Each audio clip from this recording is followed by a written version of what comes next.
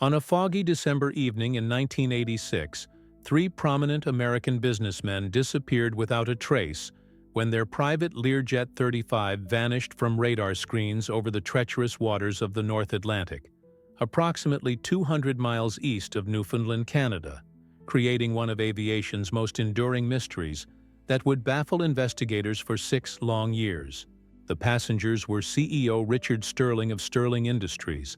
a multi-billion-dollar defense contractor;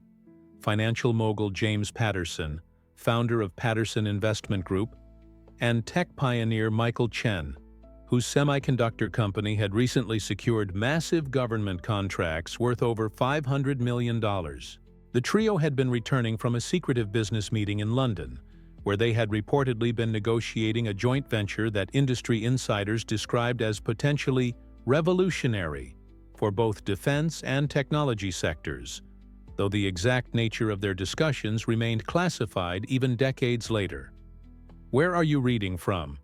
Share your city and country in the comments before we continue this story. The Learjet, piloted by veteran aviator Captain Robert Hayes, with over 15,000 flight hours, and co-pilot Susan Martinez, had departed London's Heathrow Airport at 3:30 p.m. GMT on December 15, 1986, filing a flight plan for Teterboro Airport in New Jersey, with an estimated arrival time of 11:45 p.m. EST. Weather conditions at departure were reported as marginal but acceptable, with low clouds and light precipitation that were within normal parameters for winter Atlantic crossings, and the aircraft had undergone comprehensive maintenance just 48 hours before the flight. The last confirmed radio contact occurred at 8:47 p.m. GMT, when Captain Hayes reported their position to Gander Air Traffic Control, confirming they were on course and experiencing no mechanical difficulties, with all systems functioning normally and fuel consumption within expected parameters. When the aircraft failed to make its next scheduled radio check 30 minutes later and disappeared completely from both primary and secondary radar, air traffic controllers immediately initiated emergency protocols that would launch one of the most extensive search and rescue operations in North Atlantic aviation history. 6 years later, the discovery of the aircraft's black box recorder would finally reveal a shocking truth about the flight's final moments and expose a conspiracy that reached the highest levels of government and corporate America. The search for the missing Learjet mobilized an unprecedented international response involving the U.S., Coast Guard, Canadian Armed Forces, Royal Navy, and multiple civilian vessels that combed over 50,000 square miles of the North Atlantic during the initial 72-hour critical search period. Admiral Thomas Bradley of the U.S. Coast Guard coordinated the massive operation from Halifax, Nova Scotia, deploying ships equipped with advanced sonar systems, aircraft with thermal imaging capabilities, and specialized deep-sea search equipment capable of detecting wreckage at depths exceeding 12,000 feet. The search was complicated by severe weather conditions including 15-foot seas, winds gusting up to 60 knots, and near-freezing temperatures that made operations extremely dangerous for rescue personnel, while the remote location meant that any survivors would have only minutes to survive in the frigid Atlantic waters. Investigation into the flight's background revealed that the three businessmen had been involved in highly classified defense projects, with Sterling Industries manufacturing components for the Strategic Defense Initiative, Patterson Investment Group managing offshore accounts for various government agencies, and Chen's semiconductor company developing advanced encryption technology for military communication systems. The Federal Aviation Administration immediately launched a parallel investigation led by Senior Inspector Margaret Collins, who discovered that the Learjet had been equipped with state-of-the-art navigation and communication systems that should have prevented any loss of contact with air traffic control, making the complete radio silence particularly suspicious. Analysis of radar data showed that the aircraft had been maintaining its assigned altitude and course when it suddenly disappeared from all tracking systems simultaneously, with no distress calls, emergency transponder activations, or any other indication of problems that typically precede aircraft disasters. The investigation team also discovered that all three passengers had significantly increased their life insurance policies in the months before the flight, had made unusual financial arrangements, including offshore account transfers, and had been the subject of federal investigations related to potential defense contract irregularities. Corporate records revealed that the three companies had been collaborating on a highly classified project codenamed Prometheus, which involved developing advanced surveillance and communication technologies for an unnamed government agency, with the London meeting being the final phase of negotiations for a contract worth an estimated $2 billion. When initial searches failed to locate any wreckage, debris, or emergency beacons, investigators began to consider the possibility that the disappearance was not accidental, leading to involvement by the FBI, CIA, and other federal agencies that treated the case as a potential matter of national security. The 6 years following the disappearance were marked by persistent efforts from the families of the missing men, and a growing conspiracy of silence from government agencies that seemed determined to prevent the truth from emerging about what had really happened during that fateful December flight. Patricia Sterling, widow of CEO Richard Sterling, hired a team of private investigators and aviation experts who uncovered evidence that her husband had been planning to expose massive fraud and corruption in defense contracting, having discovered that government officials were receiving kickbacks in exchange for steering contracts to specific companies regardless of their qualifications. The families formed the December 15th Truth Coalition, which filed multiple Freedom of Information Act requests seeking details about the government investigation, but received heavily redacted documents that revealed little useful information, while confirming that federal agencies considered the case to involve sensitive national security matters. James Patterson's business partner, David Morrison, revealed that Patterson had been preparing to testify before a congressional committee about illegal activities involving offshore banking and money laundering schemes that implicated high-ranking officials in both the defense and intelligence communities.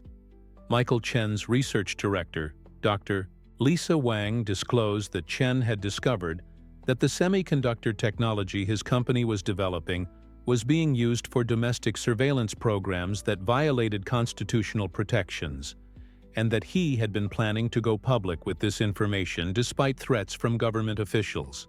The family's investigation revealed that all three men had been receiving threats in the weeks before their disappearance, with anonymous phone calls warning them to reconsider their positions on various business matters and suggesting that their safety could not be guaranteed if they continued their planned actions. Corporate whistleblowers came forward with documents showing that the Prometheus project involved technology that could be used to monitor American citizens without warrants, and that the three businessmen had been having second thoughts about their participation in what they were beginning to realize might be an illegal surveillance program. Despite mounting evidence of potential foul play, official investigations made little progress,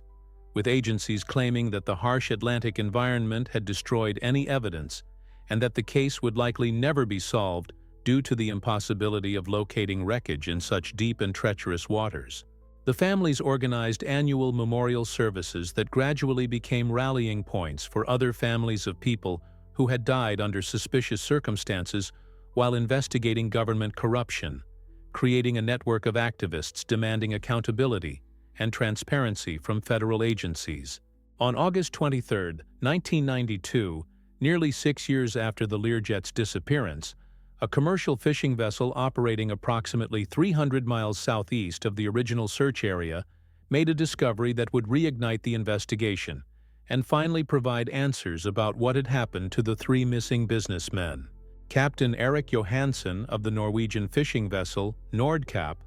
was retrieving nets from a deep-water fishing area when his crew discovered what appeared to be aircraft wreckage entangled in their equipment, including pieces of metal bearing serial numbers that maritime authorities would later confirm belonged to the missing Learjet 35. The wreckage was located at a depth of 8,200 feet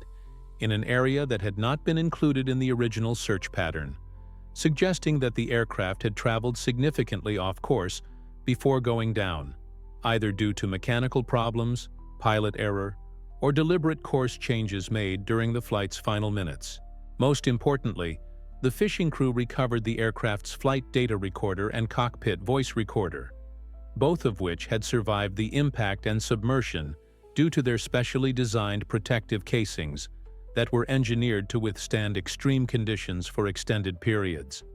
The black boxes were immediately turned over to Canadian authorities, who coordinated with the U.S. National Transportation Safety Board to have the devices transported to specialized laboratories, where experts could extract and analyze the recorded data using the most advanced technology available at the time. Initial examination of the devices revealed that both recorders had functioned properly throughout the flight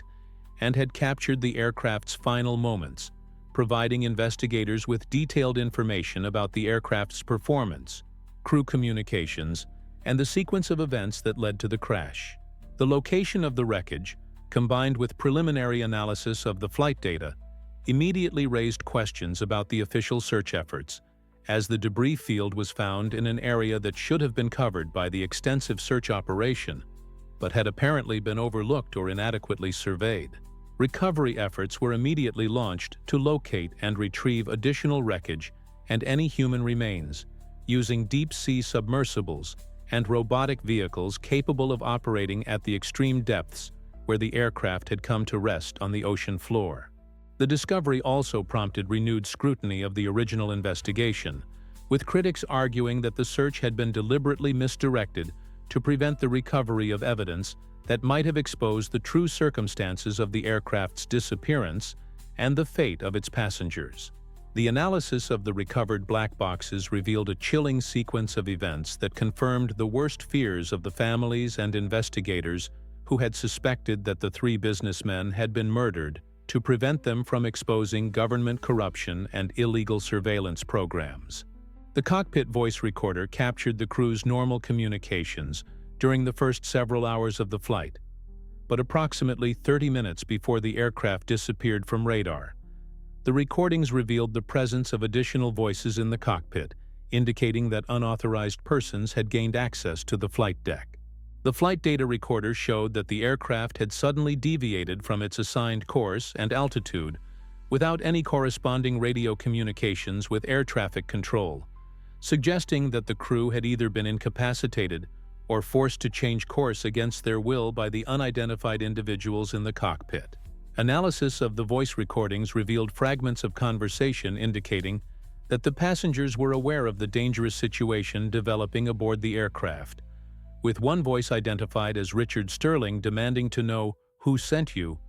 and another voice, believed to be James Patterson, pleading for their lives and offering money in exchange for their safety. The recordings captured sounds of struggle and what appeared to be gunshots, followed by a period of silence before new voices took control of the cockpit communications, with one unidentified individual giving instructions to another about completing the mission and ensuring no witnesses survive. Most disturbing was the revelation that the aircraft had not crashed due to mechanical failure or weather conditions,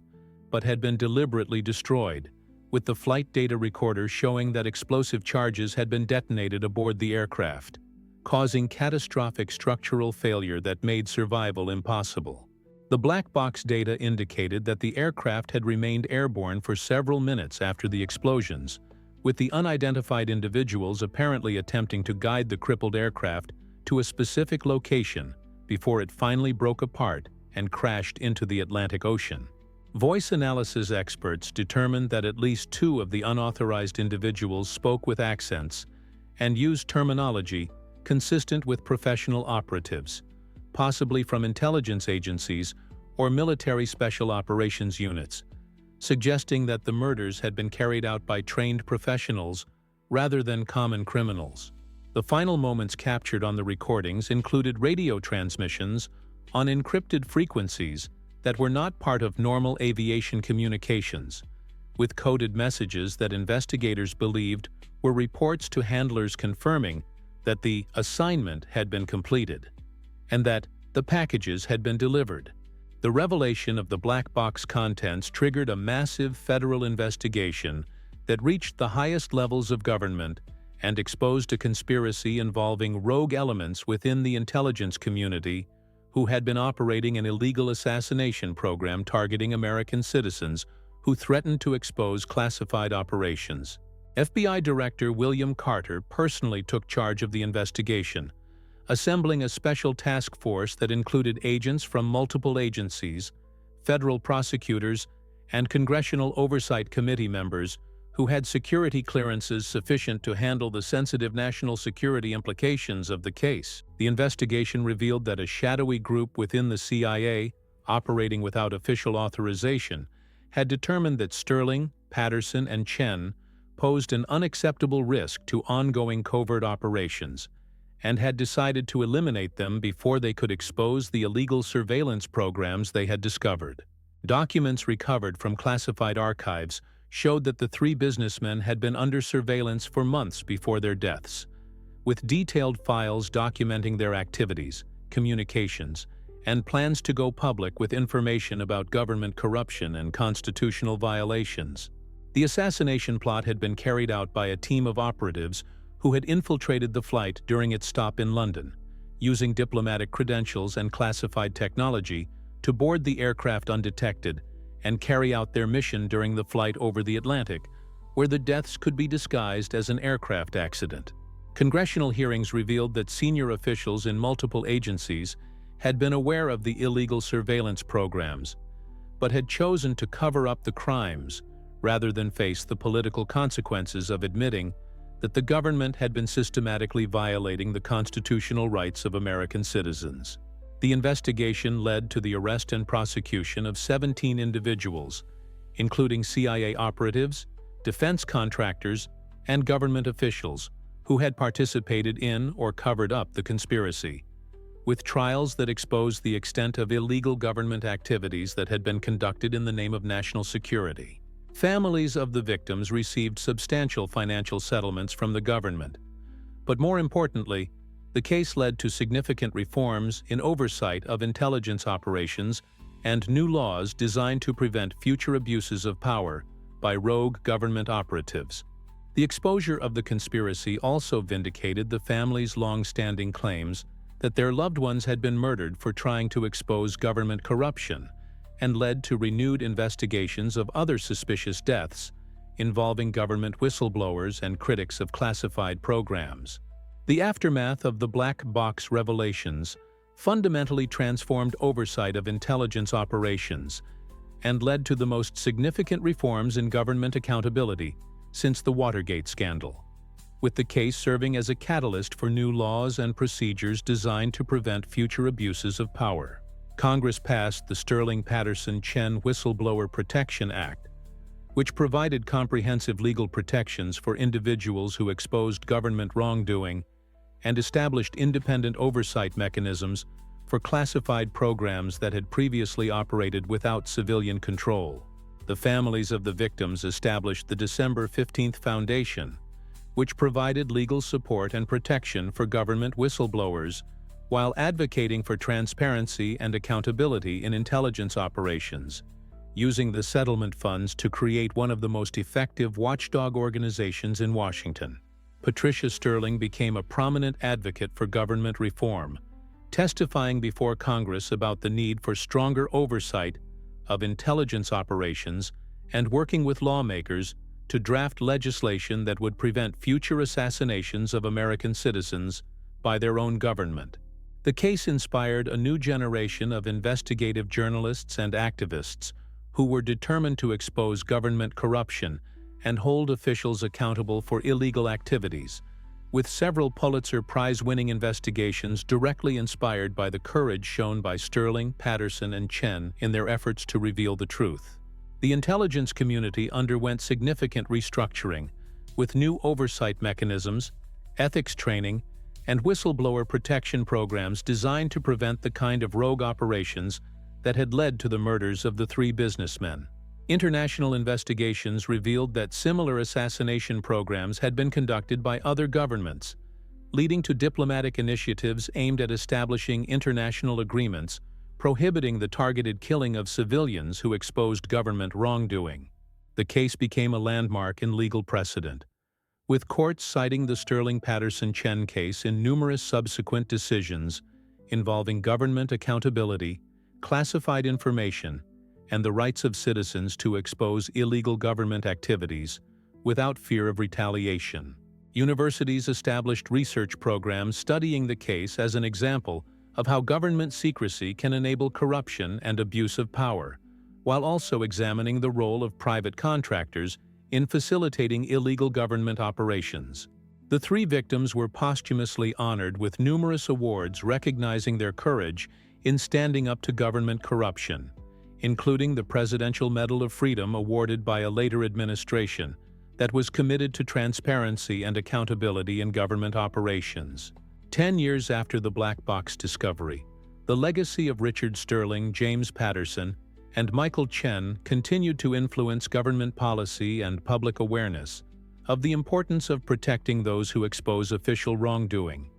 with their stories serving as a powerful reminder of the price that some pay for defending democratic principles. The December 15th Foundation had grown into an international organization that provided support for whistleblowers and activists in dozens of countries, helping to expose corruption and human rights abuses, while protecting those who risked their lives to reveal the truth about government misconduct. The Sterling-Patterson-Chen Whistleblower Protection Act had been strengthened through additional legislation that expanded protections and created new enforcement mechanisms,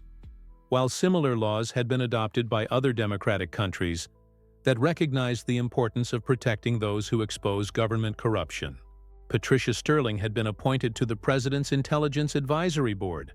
where she worked to ensure that the intelligence community operated within legal and ethical boundaries while maintaining the capability to protect national security through legitimate means. The Foundation's legal clinic had successfully defended hundreds of whistleblowers, helping them to expose everything from environmental violations to human rights abuses, while the organization's advocacy efforts had led to significant improvements in government transparency and accountability. Universities around the world offered courses studying the case as an example of both government abuse of power and the importance of individual courage in defending democratic values, ensuring that future generations would understand the lessons learned from this tragic but ultimately transformative episode. The case had inspired numerous books, documentaries, and films that educated the public about the importance of government accountability and the risks faced by those who challenge official misconduct, keeping the story alive in popular culture and maintaining public awareness of these critical issues. The annual memorial service held each December 15th had become a major gathering for advocates of government transparency and accountability, bringing together hundreds of participants who honored the memory of the three victims while recommitting themselves to the ongoing fight against corruption and abuse of power. Research institutions had established scholarship programs in the names of Sterling, Patterson, and Chen,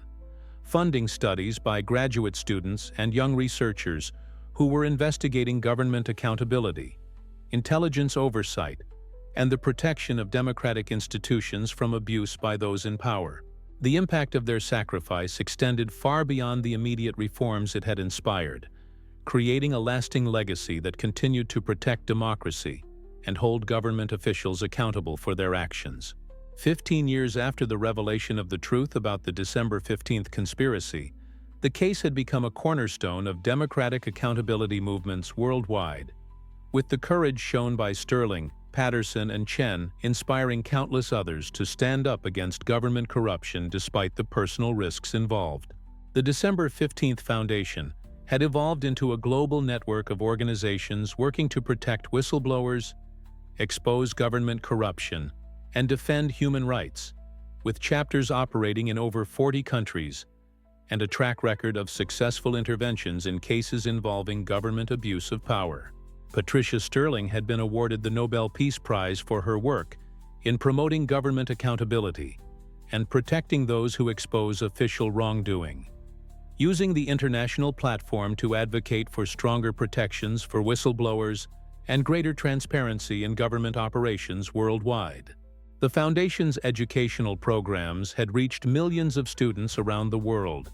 teaching them about the importance of civic engagement, government accountability, and the role that ordinary citizens can play in defending democratic institutions against those who would abuse their power. The legal precedents established through the Sterling Patterson-Chen case had been cited in hundreds of court decisions involving government accountability, freedom of information, and whistleblower protection, creating a body of law that continued to protect those who exposed official misconduct. The case had inspired the creation of international treaties and agreements aimed at protecting whistleblowers and preventing governments from retaliating against those who expose corruption and abuse of power, with the United Nations adopting the Sterling Patterson-Chen principles as guidelines for protecting those who defend human rights and democratic values. Research centers established in their memory had produced groundbreaking studies on government transparency, intelligence oversight, and the protection of democratic institutions, contributing to a better understanding of how to prevent abuse of power while maintaining effective government operations. The story had been translated into dozens of languages and taught in schools around the world as an example of how individual courage can triumph over institutional corruption, inspiring new generations of activists and advocates who were committed to defending democratic values. Annual conferences brought together scholars, activists, government officials, and ordinary citizens to discuss lessons learned from the case and strategies for preventing future abuses of power, creating a global community dedicated to the principles of transparency, accountability, and respect for human rights. The three victims had achieved a form of immortality through the institutions and movements that carried on their work, proving that while they had been silenced by those who feared the truth, their message had ultimately prevailed and continued to protect democracy and human rights around the world. Today, more than 3 decades after Richard Sterling, James Patterson, and Michael Chen boarded that fateful flight in London, their story continues to inspire and protect those who risk everything to expose government corruption and defend democratic principles against those who would abuse their power for personal or political gain. The December 15th Foundation operates programs in 75 countries, having helped to expose major corruption scandals, protect thousands of whistleblowers, and secure the passage of legislation that strengthens government accountability and transparency in democratic societies around the world. Their legacy lives on in every government official who chooses transparency over secrecy, in every whistleblower who finds the courage to expose wrongdoing despite personal risks,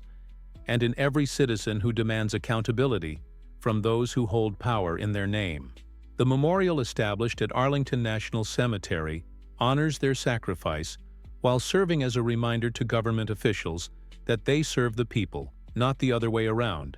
and that those who abuse their power will ultimately be held accountable for their actions. The Sterling Patterson-Chen Institute for Government Accountability, established at Georgetown University, continues to train future leaders in the principles of ethical governance, transparency, and respect for human rights,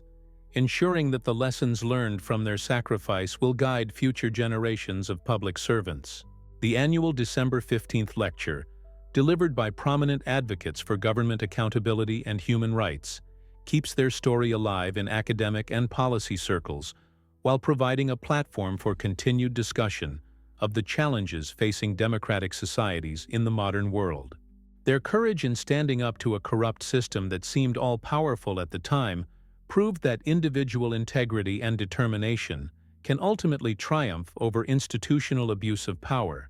inspiring others to follow their example despite the personal costs involved. The black box that finally revealed the truth about their deaths has become a symbol of the power of evidence and investigation to overcome even the most sophisticated cover-ups, reminding us that the truth has a way of emerging despite the best efforts of those who would hide it. The three families that suffered such devastating losses have found meaning in their tragedy by transforming their grief into a force for positive change that has protected countless others from similar fates, proving that love and determination can create lasting legacies that outlive even the most powerful attempts to silence the truth. In schools, universities, and government buildings around the world, their story is told as an example of what ordinary people can achieve when they choose courage over comfort, truth over convenience, and principle over profit, ensuring that their sacrifice will continue to inspire future generations to defend the democratic values they died protecting.